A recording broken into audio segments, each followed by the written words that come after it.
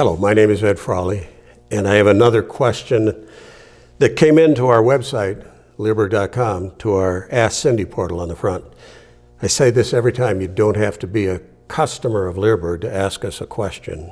This is a good question and probably a pretty common issue with a lot of people that are new dog owners, and especially with people that get rescue dogs and bring them into their home, and they don't have the experience and knowledge to understand how to manage a dog. This is an issue of some people that have dogs that jump up on strangers when they come to the house. And really, it's not about training, it's more about management. And I'll talk about it because it's not a long question, but it's got good answers that go with it. I have two dogs, a boxer and a German Shepherd. I'm having issues with the dogs wanting to jump on people to greet them. They're pretty good with obedience command and are e-collar trained, but what's a good way to train them to stop jumping on people outside or inside the house? It's really a simple common sense thing. I'll start by saying we stop our puppies from jumping up on us at a very young age.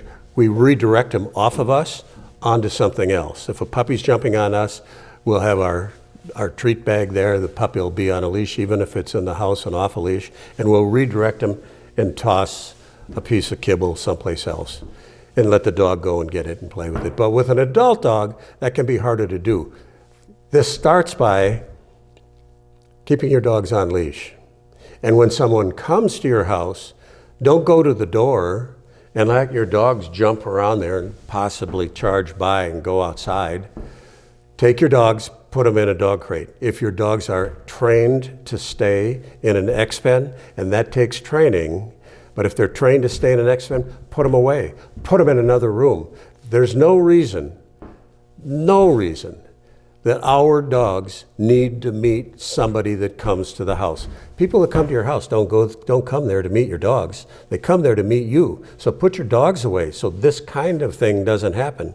And if you're walking your dogs outside, you should be walking them on leash, unless you're out in an area that's okay for off-leash dogs. But once again, if that's the case, you better be able to recall your dog when he's chasing a squirrel or he's chasing a rabbit, or there's somebody else over here with another dog. If you can't call them back from that scenario, that dog should be on leash all the time until you teach it a reflexive recall. And what's a reflexive recall?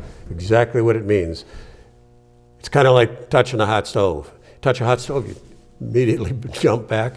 You want to get your dog so that when you say, Fido, come, no matter what he's doing, he's been called so many times and gone through so many training steps that he just reflexively turns and comes. He doesn't even think about what's over here because he knows he's got to come that way. If you don't know how to do that, I have an excellent online course that I produced, Training Your Dog to Come.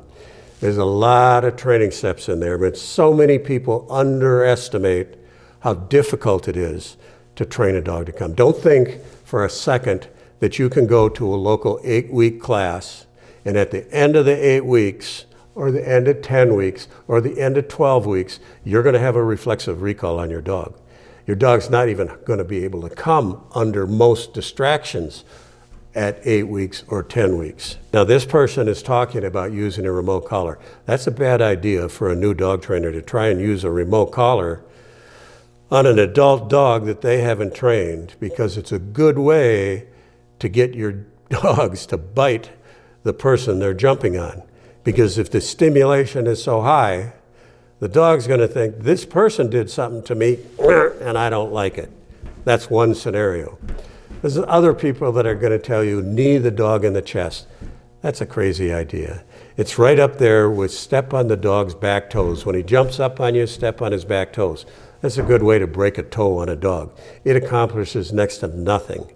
You're better off to take the time it takes to learn how to train your dog and to learn how to manage it correctly. We have a free online course that I did a number of years ago that's on Leerburg.com on how we manage dogs in our home. Cindy and I, when we did that video, had 5 dogs in our home. Now we have 4 dogs in the home. We have a German Shepherd, and he's 4 years old, big, strong dog, and we have 3 little dogs, a Chihuahua, a Border Terrier, and a Shih Tzu. And I bred police service dogs and German Shepherds for 35 years, a lot of them. I had a professional breeding facility. I haven't bred dogs in 15 years. But the point is that a lot of people think that they've got to go to a obedience training class to solve all their problems, when in fact, if they learn how to manage their dog correctly by using a leash, by using X-pens, by using dog crates, you really don't have to have a dog know that much to get through life. So it doesn't mean you don't have to train them, because if they're going to be in your house and you take them off leash, then you have to have them trained. If you take them in your house on a new dog, an adult dog, and you keep them on leash in the house so they can't get into anything, so they can't go behind the couch and pee. You know how long it takes a dog to go to pee? About 3 seconds. They don't want to do it in front of you. So that's the point. This whole thing, these people that have this, they just don't know. You gotta think a little bit deeper and use some common sense when you have issues like this going on.